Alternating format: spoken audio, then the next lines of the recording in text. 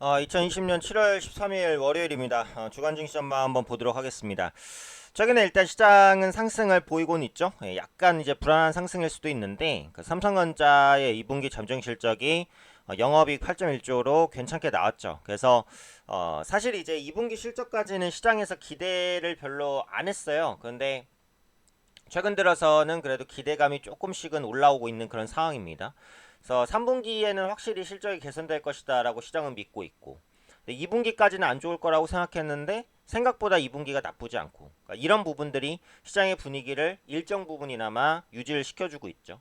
무엇보다도 미국 경제지표 개선, 그리고 추가적으로 이제 코로나19 백신에 대한 기대감, 이런 부분들이 부각되면서 미국 증시가 끌어올려졌고, 네, 그런 부분들이 투자 심리 개선으로 전체적으로 연결되는, 네, 그런 흐름을 보이고 있다.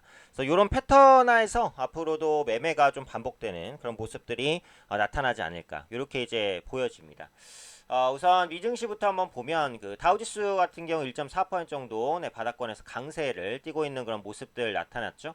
나스닥 지수 신고가, 그죠? 계속해서 돌파하는 모습. S&P 500 지수도 지지 구간에서 버텨주면서 반등을 시도하는 그런 모습들 나타나고 있습니다.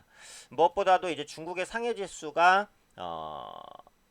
최근에 약간 흔들렸는데 급등을 좀 보였어요. 그래서 이런 부분들이 중국 소비주에 대한 기대감을 살렸고, 또 한국 같은 경우 이제 중국에 대한 수출 의존도나 이런 부분이 높죠. 그러다 보니까 중국에 대한 의존도가 높은 그런 업체들 중심으로 매수세가 좀 들어오는 그런 모습들 좀 나타났습니다. 일단 2분기 실적 시즌이기 때문에 뭐 실적에 대한 관심이 가장 높아질 수밖에는 없는, 네, 그런 구간이다. 이제 이렇게 보시는 게 맞겠죠. 종합주가지수 한번 보시면은 지금 위치에서 이제 저점을 꾸준하게 좀 높였는데 전고점 2200포인트 구간의 저항이 일단 만만치는 않습니다. 그래서 이 부분을 강력하게 뚫어줄 수 있을지에 대한 의문은 있어요. 그래서 조금 더 이제 두고 보셔야 될 것 같아요.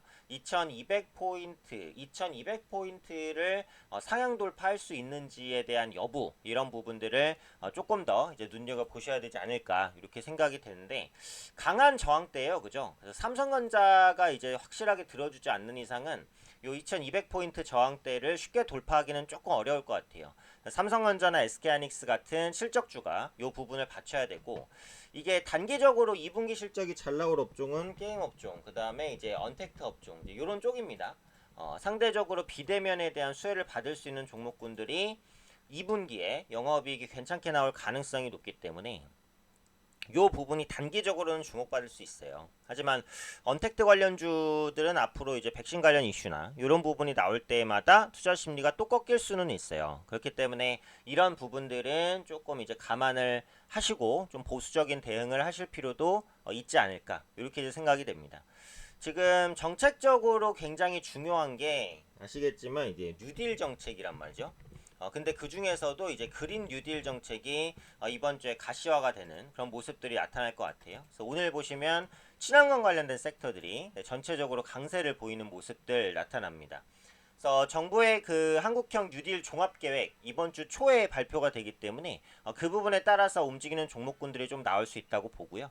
이 디지털 뉴딜 관련된 사업을 보면은 그 5G 국가망 확산, 그다음에 클라우드, 뭐 농어촌 초고속 인터넷망, 와이파이 구축 이런 부분들이 들어가요. 그러다 보니까 어때요? 전체적으로는 친환경 관련된 종목군들이 단기적으로 움직일 수 있고, 또 그린 뉴딜이라고 하더라도 IT 관련된 기술들이 많이 적용이 됩니다. 그래서 그러다 보니까 IT 관련된 종목군들이 다시 한번 주목받을 수 있는 가능성이 있고, 이런 부분들도 보셔야 될 것 같아요.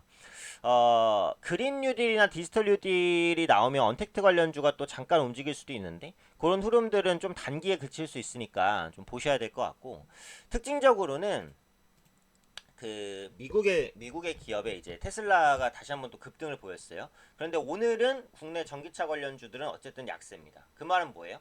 어찌되었던 간에 국내 전기차 관련된 종목군들이 가격적인 부담을 꾸준하게 느끼고 있다라는 걸 알 수 있어요. 그래서 이런 부분들을 다 극복해내는 데까지는 시간이 조금 이제 필요할 것 같고, 전기차 관련주는 앞으로도 성장이 되겠지만 주가적인 부담은 많이 생겼어요. 그래서 지금은 전기차 관련주 중에서 많이 올라간 종목을 보유하고 계신 분들은 조금 이제 주의를 하셔야 되는 그런 타이밍이다. 이렇게 이제 생각이 되고 앞으로는 이제 자율주행이나 IT 부품 쪽으로 수급의 순환매가 돌 가능성이 높다라고 생각하니까 이런 부분들도 체크를 해 보셔야 될 것 같아요. 그래서 지금 코스닥 시장 같은 경우도 보면 이제 정고점에 대한 저항 이게 완전히 뚫어냈다라고 보기는 조금 어려워요. 이게 고점이 이 구간까지 이제 걸려 있는 상황이기 때문에 그죠? 그래서 기술적으로는 돌파를 시도하고 있는 구간 정도인데 보통 이제 전고점을 돌파를 시도하려면 거래가 많이 좀 받쳐줘야 되는데 최근에 거래가 조금 부족해요. 그래서 이런 부분들이 지수에 다시 그 되돌림을 만들어낼 수 있으니까 주의를 좀 하실 필요가 있을 것 같아요. 근데 어쨌든 지금 시점에서는